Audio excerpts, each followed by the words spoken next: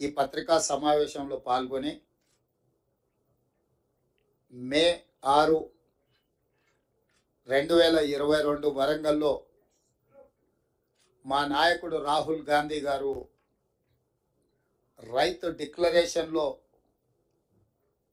తెలంగాణ ప్రజలకు ఇచ్చిన గ్యారంటీని అమలు చేయడానికి మంత్రివర్గంలో విధానపరమైన నిర్ణయాలు తీసుకొని తెలంగాణ రాష్ట్ర రైతాంగానికి వ్యవసాయం దండగ కాదు, వ్యవసాయాన్ని పండుగ చేయాలన్న ఆలోచన ఏదైతే కాంగ్రెస్ పార్టీ విధానం ఉన్నదో, ఇదే కాకుండా కాంగ్రెస్ పార్టీ శ్రీమతి సోనియా గాంధీ గారు, శ్రీ మల్లికార్జున్ ఖర్గే గారు, శ్రీ రాహుల్ గాంధీ గారు మాట ఇస్తే మడమతి పని నాయకులుగా గతంలో తీసుకున్న నిర్ణయాలు మీకు అందరికీ తెలుసు.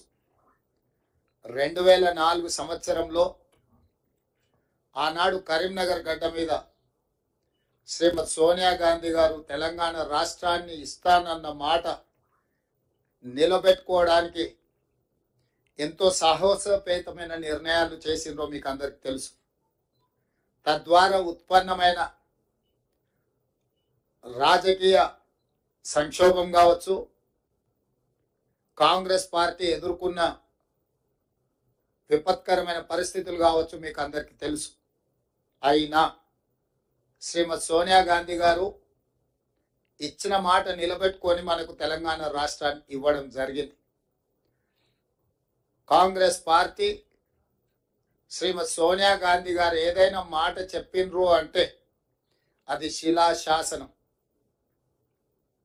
ఎలాంటి పరిస్థితులు వచ్చినా ఎదుర్కొని నిలబడి ఇచ్చిన మాట నిలబెట్టుకోవడం మా నాయకుల యొక్క గొప్పతనం, మా నాయకుల యొక్క కమిట్మెంట్.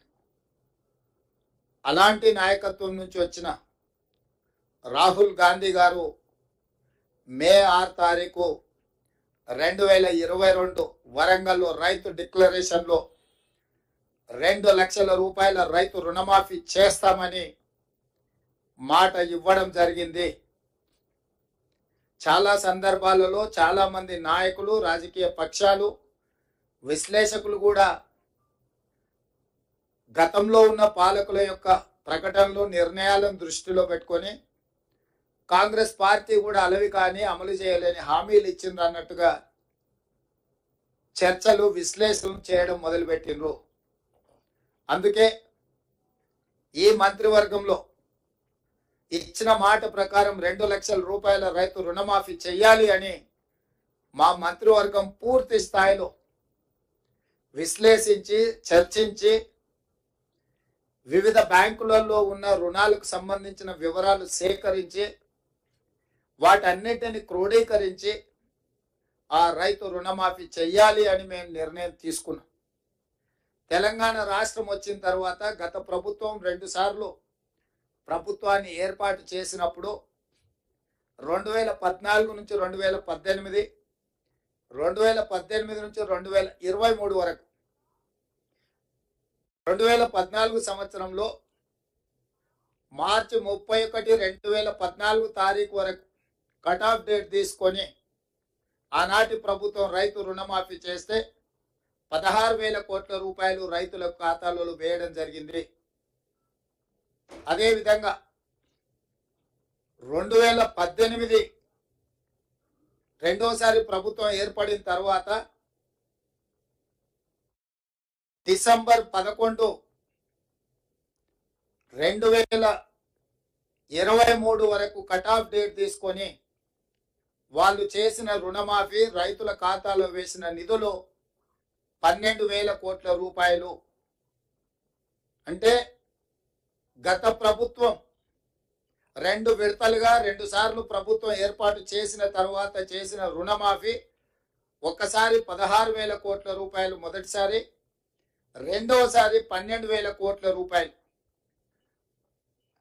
సంవత్సరాలల్లా 2 విడతలల్లా చంద్రశేఖరరావు గారు చేసిన రైతు రుణమాఫీ, రైతులకు చెల్లించిన నిధులు 28,000 కోట్ల రూపాయలు.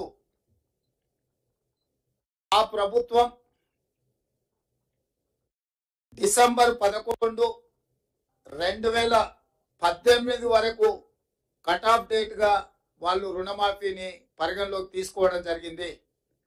మా ప్రభుత్వం డిసెంబర్ 12,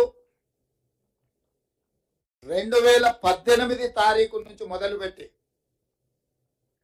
9, 12, 2023 వరకు సరిగ్గా 5 సంవత్సరాలు గత ప్రభుత్వం, మళ్ళొక్కసారి నేను చెప్తున్నా, గత ప్రభుత్వం